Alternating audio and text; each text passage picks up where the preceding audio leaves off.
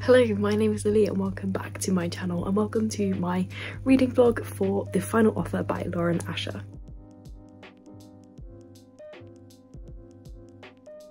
I'm going to be reading The Final Offer. This will contain spoilers, so if you don't want spoilers, I would not recommend watching this vlog.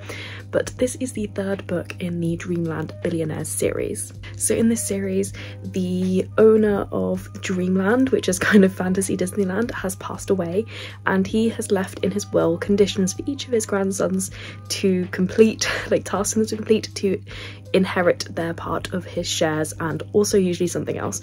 So in this one we follow the third brother, Callahan, also known as Cal, and he has to live in his grandfather's beach house for a summer before he sells it. But what he doesn't know is that his old flame, Alana, is living there at the moment and is under the impression that she owns the beach house. I am a huge fan of the Dreamland Billionaires series and I'm really excited to see where this goes. I'm gonna have to put this book down because Maggie wants fussing. I really love that it includes diversity rep in terms of the identities of the characters, from race to disability rep. So, sorry, who is Maggie? Hey Maggie. Yeah, really looking forward to getting into this one. It is a bit of a second chance romance, which is not my favourite, so I'm a bit nervous, but we shall see where it goes. And yeah, I will keep you updated as I read.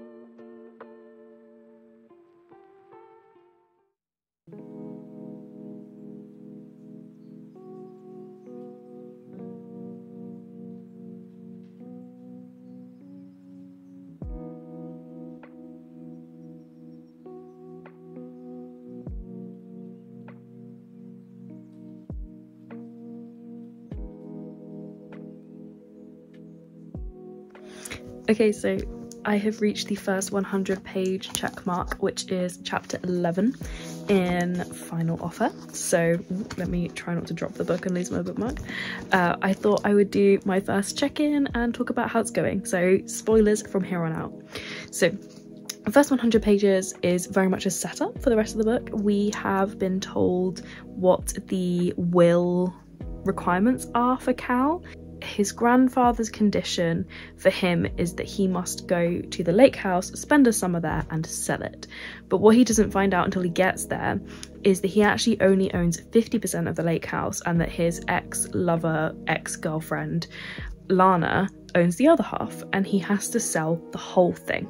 So I think there is a rule saying that he can't sell to Lana and still get his stake in the Dreamland, but he has to sell, like they both have to sell their shares for him to complete the will conditions, and his brothers are not allowed to help him, so his brothers can't buy the shares, they can't arrange for someone to buy the shares, he has to genuinely sell the house with Lana by the end of the summer, I think it is. Second chance romance is probably my least favourite romance trope other than the surprise pregnancy trope. The thing that I find frustrating about second chance romance is when they suddenly like meet each other and the chemistry's still there, whereas with these two you can definitely see the trauma and the tension happening between them. And this one, Cal has left Lana many years ago, and we don't really know the details of it, but it seems to be linked to his alcohol addiction, and I think he had an opioid addiction in the past. It seems to, in the book, appear that in the present day he is still struggling with alcohol, but there hasn't been mentions of opioids yet. There's also mentions of his ADHD. The way it's being portrayed is very interesting. I think Lauren Asher does a really good job of showing neurodiversity in her romances,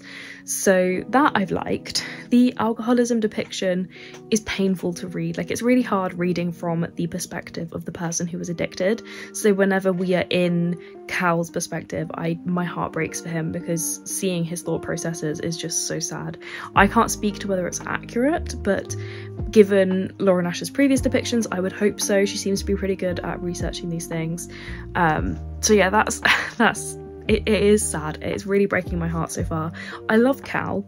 I don't have very strong opinions on Lana yet. We haven't spent much time with her in the book so far. In the first 100 pages, it's been more focused on Cal, so I'm not really sure about her yet, but she seems fine. She just seems kind of average and quite plain so far, but I imagine it's because Cal's character is kind of more important to set up first in this book.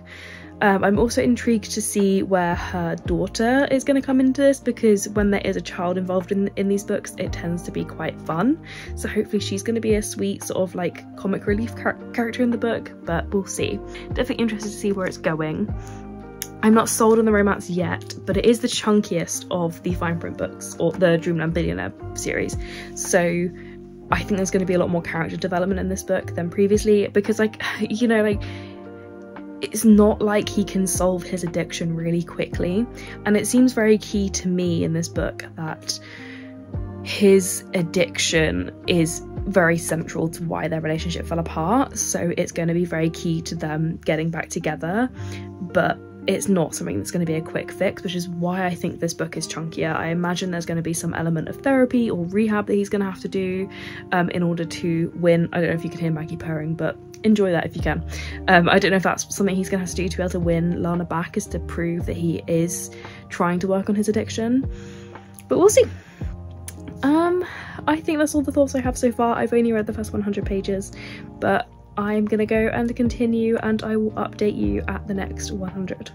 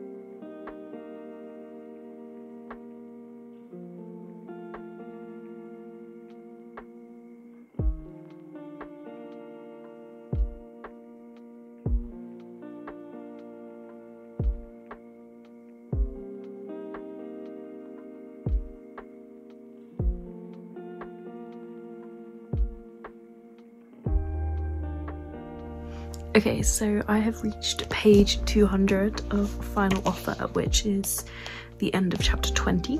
So that makes me like, what, about a third of the way through? I'm not really sure, this is a chunky book.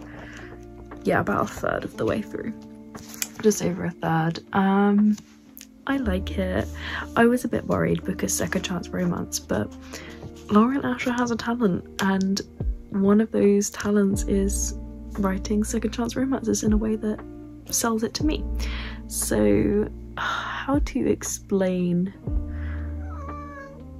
Would you have an opinion on this book, Maggie? Okay. So sorry, I'm in my pajamas. I thought I'd film this while I remember it. So I think normally I don't like second chance romance because it can feel a bit insta-lovey if you don't get to see why they fell in love the first time. And so this one, I get a sense of why they broke up, and I also get a sense of why there's still chemistry there. And I think what's interesting about this one is often second chance romances, they break up because they're arguing or stuff like that, whereas this one, they seem to have broken up because of Cal's addiction and not because they fell out of love with each other, and not because they were incompatible, but more because Lana couldn't continue to put up with his addiction when he didn't want to get help. So for me, it feels a very believable level of like they want to get back together, or like there's still an attraction there because they weren't falling out of love when they broke up.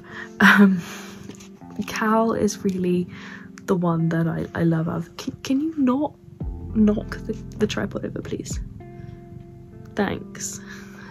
Cal is the one that I really like in this book. I think I said this in my first update, but I am finding him really interesting to follow.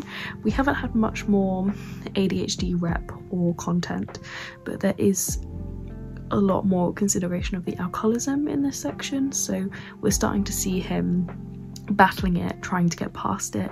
He's promised Lana that he won't drink in the house, so he's being forced to drink less, but he's still— ooh! Maggie wants to get under the blanket. Go on then. Okay, so oh, that backlighting is not great, but anyway, so yeah, so he has promised Lana that he's not going to drink in the house, which means he's being forced to drink less, but he's still falling into it when dramatic moments happen, which is still really sad to see. But what is interesting is it's not one of those where like he gets in a relationship that's magically fixed, or he can magically like stop his addiction just because he wants to for Lana. Maggie is really causing chaos in this update. I apologise if you can hear her in the background. She's trying to bury herself under blankets. So yeah, I really like Cal. Lana is okay, but I still feel like her narrative is very focused on Cal and not on herself. So I feel like we don't really get to know much about Lana. She's definitely the character that's holding a lot more secrets, and even when we're in her perspective, we're not getting to hear much about her. And I get the feeling we'll hear more towards the mid and end of the book, but it does just mean that I feel a bit disconnected from her character still at the moment. I don't feel particularly invested in her, and I'm more rooting for Cal than I am for her. Cammy seems cute, but I feel like I need her character to come in and be used a bit more, because considering they are living in the house and guest house with a small child, you'd expect this child to kind of play more of a part in the book, but she hasn't yet. But I think we've got the element of Cal has just— or in this section, Cal agrees to build a model boat with her, so hopefully we get that scene soon, and that would be really cute.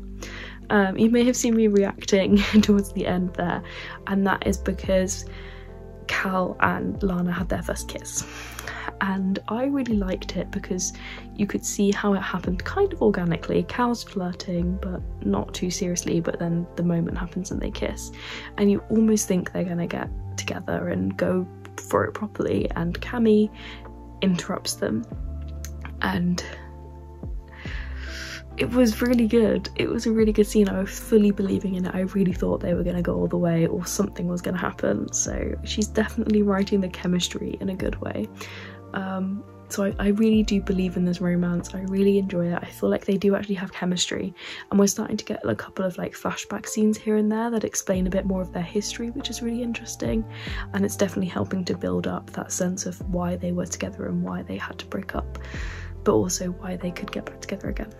I'm quite enjoying the element of the townspeople and how much they hate Cal.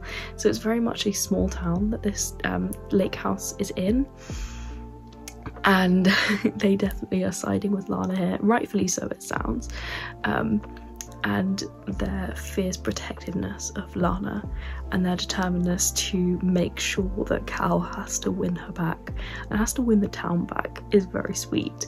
So I am really enjoying that element too, because it's adding a bit of humour and a bit of interest, but it's also showing that the town is valuing its people over the billionaires that have a summer house there, which is really nice. And I'm really interested to see how he starts trying to integrate himself more into the local community. The one thing that I find a bit interesting is with the other two books I could kind of see where they were going to go, whereas with this one I'm not really sure how this relationship is going to go, because they have to sell this house in order to complete the will, and he definitely seems to be invested in getting his shares in the company, and especially because he's shown a bit of interest in the streaming service so far, and so it definitely seems like he would want his shares so that he could take a more active role in the streaming service side of things. So they definitely need to sell the house, but where will they live if they do get together? Because surely they won't move to where Dreamland is or to the HQ. This definitely seems to be where like Lana and Cammy want to live, so I'm very interested to see where this is going to go. Are they going to try and like find a loophole where they sell it to someone and immediately buy it back so that they can live in it after they've renovated it? Who knows? We'll see.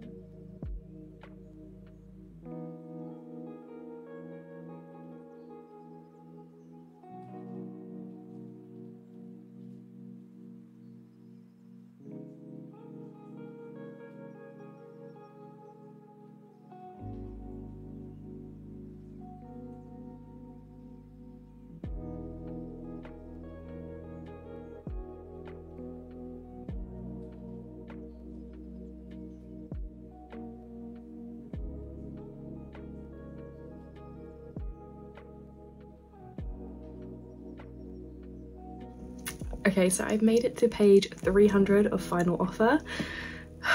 This book is really getting me in my feelings. So in this one we had a lot of discussion around Antonella, who is Lana's sister. So Antonella is the mother of Lana's daughter Cammy that she adopted from her sister because her sister is an addict. And it's very interesting because we are seeing a lot of parallels being drawn between Antonella and Cal. So it is sad and it's quite depressing because you see how done Lana is with trying to help everybody and nobody wanting to help themselves, and you just kind of want to start giving her a hug. And I've up until this point I've been kind of annoyed with Lana. I've not really liked her attitude, and I'm starting to empathise a bit with her more now that we're seeing more of Antonella's character and what she's put up with, and finding out that she lost most of the inheritance money to Antonella stealing it. Pretty sad. So it's a very interesting book, but one thing I do find difficult with billionaire romances is this money fixing everything trope that they inherently have, and how Cal's approach to everything is just throwing money at it. And what I do like is Lana pushing back and her saying, like, you can say what you want, you can give me what you want, but your actions are what proves your point, and how she's not accepting him just saying like, yeah, I'm gonna stop, I'm okay now. What was nice was her acknowledging that he'd got off of the oxy and that it was just alcohol that was his issue now, and I think it was nice that she acknowledged that that is an achievement, but it was a little bit sad that he still is struggling with alcohol and he feels so isolated by it. I'm really enjoying though the brothers element of this. I don't feel like we got to see much of the other brothers in the previous books. Like, it was very focused on the individual brother, but in this one we're seeing a lot more interaction between the brothers, which is really, really sweet, especially because Cal is, his best friend is Iris, who is Declan's wife now. So I'm really enjoying their dynamic and seeing how things work, but it's also making me wonder like how his brother's not more invested in getting him clean. So we'll see. I really love the flirtatious nature of this book, and like I said in my last update, I really do believe in this and I see the chemistry between them, and I love how flirty Cal is, but he's still trying to remain respectful. But you can kind of see how they're falling back into their old ways because they still have so much love for each other. So I am really enjoying this. I've been told this is a bit Marmitey and that some people haven't liked this compared to the other Dreamland Billionaires books, but I am really liking it. So I'm gonna go straight back in and read some more.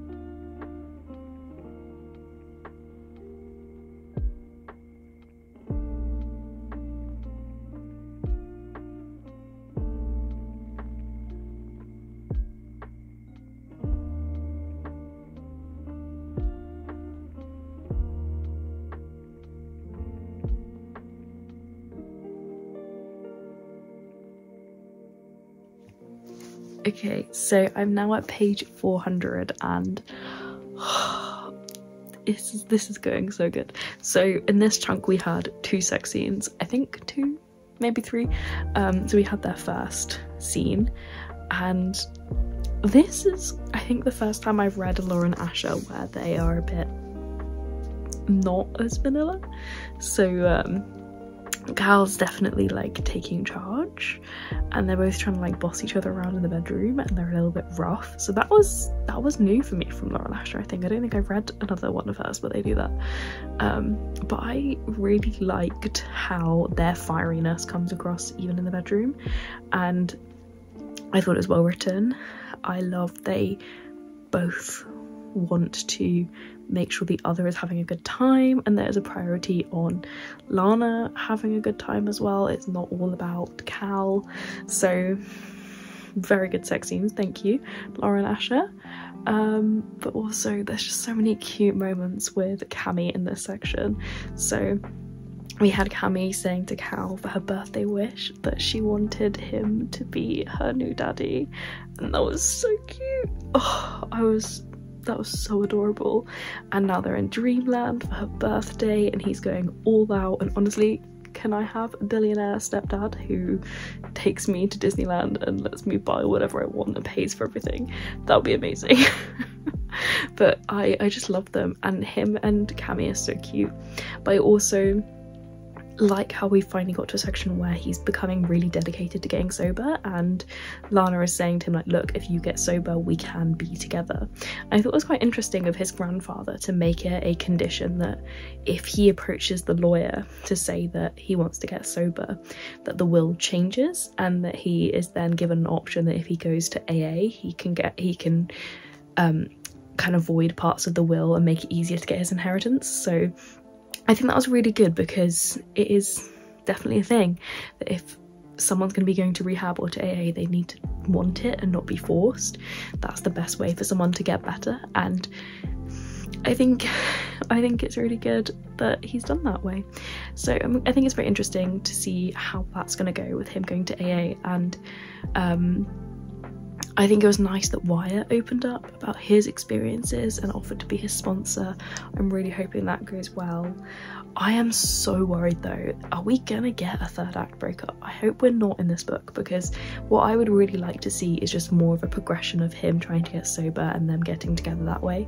Because if there's a third act breakup, I would be really disappointed at this point, because I don't think it really fits with the vibe of the book. I think if he were to mess up again and they break up again, Lana shouldn't forgive him, but we shall see.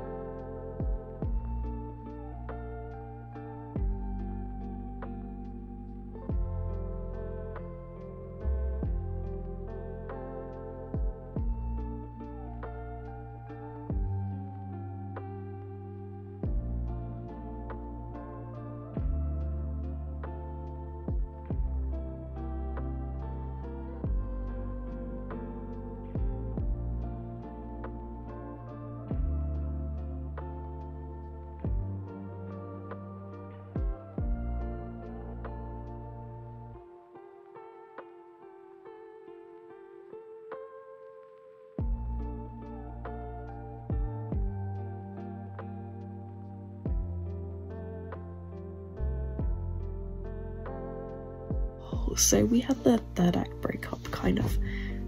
Maggie, really? We had the third act breakup, kind of, and it was something. I'm actually kind of disappointed in Lana. She jumped to a lot of conclusions there that I think were really unreasonable, and I feel like she was being unreasonable with Cal.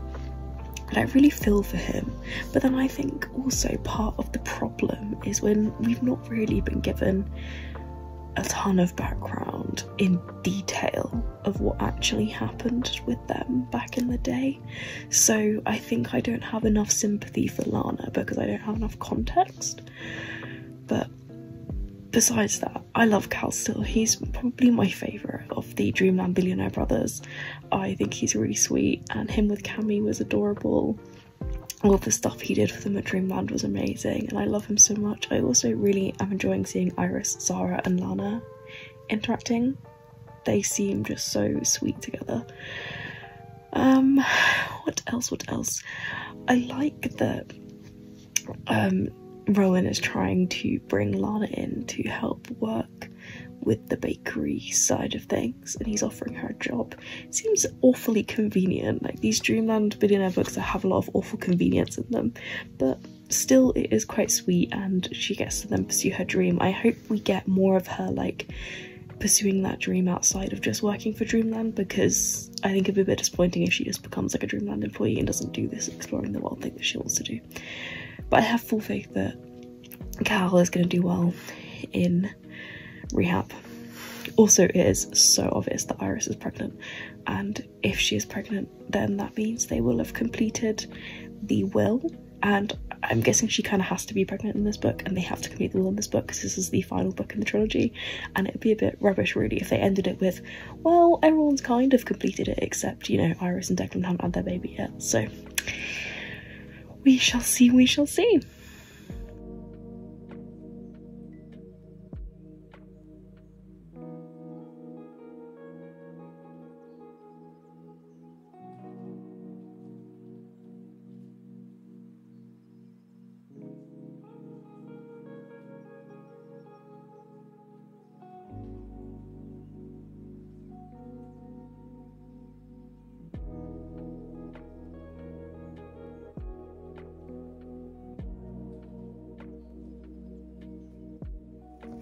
Okay, so it is time for my final thoughts on Final Offer. I finished this one last night. I actually stayed up late to finish it. I really liked the ending. I thought it was really sweet.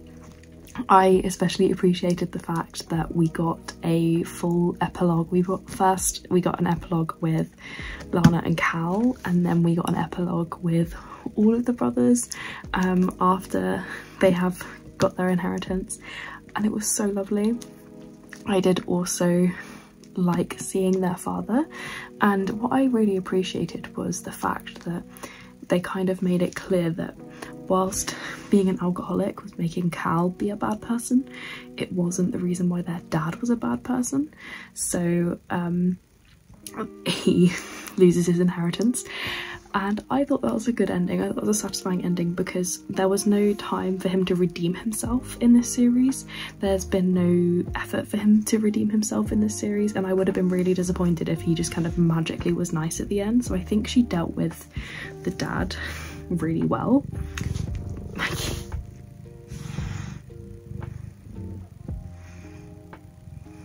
Can I move you? They don't want to see your butt, thank you. Can I? Okay, so I thought they dealt with the dad really well in this book and gave him a satisfying ending as well without making him magically redeem himself. I think I think for him to have been able to be redeemed, we would have had to have a whole extra book from his perspective, or where like the main conflict was him, which wouldn't have fit with the series. So I think it was a very good way of concluding his arc as well. So what else? I will say this didn't get a full 5 stars from me, and for me it was because of Lana. And I know in a lot of the earlier updates for this book I said that Lana was annoying me, and I think the reason why this book can't get a full 5 stars from me, well, there's 2 main reasons, but one of the big reasons for me is I feel like Lana didn't get her own story in this. Even her even her sections were focused on Cal and what Cal was doing, how Cal was impacting her life. She didn't get much agency, she didn't get much of her own story, and the only reason she gets to follow her dreams is because of Cal. So I thought that her characterization, or her growth, was pretty weak. I felt like she could have had more growth, she could have had more story focused just on her and not on her and Cal. The other thing that I found kind of sad was that she kept saying that Cal had ADHD, but I didn't really see much about it. Even then it said she keeps saying about it, she mentioned it a couple of times that Cal has ADHD, but it didn't seem to really come up much except for him taking Adderall. Like, I didn't see him really displaying many ADHD traits. She didn't talk about how ADHD could have been interacting with his addiction or anything like that. So I think she could have done more to make the ADHD rep a bit better, or a bit more baked into the story, rather than just saying that he had ADHD, especially because when you are neurodivergent, I am neurodivergent, when you are neurodivergent, it's a very big part of your life and your thought processes, and it's not something that you just say like, it's not something that you just say like, oh yeah, I have that, and that's it. It really does impact everything, and I feel like that wasn't really brought into the book enough for me, but I did still really enjoy it. I think this is one that you're going to like if you liked the other books in the Terms and Conditions series, but if you're not a fan of billionaire romances, then you're not going to like this one. Because this one's definitely very billionaire heavy, like there's a lot of money solving problems parts of this book. Okay, I don't know if you could even hear most of that with Maggie purring, but we'll try. So overall, 4 stars. I really liked it. It's not my favourite of the Dreamland Billionaires books, but I really liked it, and I thought the progression of him wanting to recover was really good. The portrayal of his addiction was really good and interesting. I can't say if it was accurate, but as someone who's reading it from the outside, I really enjoyed that storyline, and I thought it was very well done, and it wasn't just like, I've got this girl and now I need to get better for her. There was a lot of focus on getting better for himself. So that is it for this vlog. I hope you enjoyed it. I hope you found my updates interesting. Let me know if there's any other books you would like to see me vlog my reading experience for, because this is something I'd like to do more of. And let me know if you've read this book. Let me know your thoughts in the comments below. So thank you so much for watching. If you like this video, please, oh sorry, I'm leaning weirdly because I'm holding Maggie. If you like this video, please give it a like and consider subscribing to see more content from me. All of my social media links are in the description below, and if you'd like to leave me a comment to let me know you are here, leave me a princess emoji in the comments below. Thank you again for watching. Bye.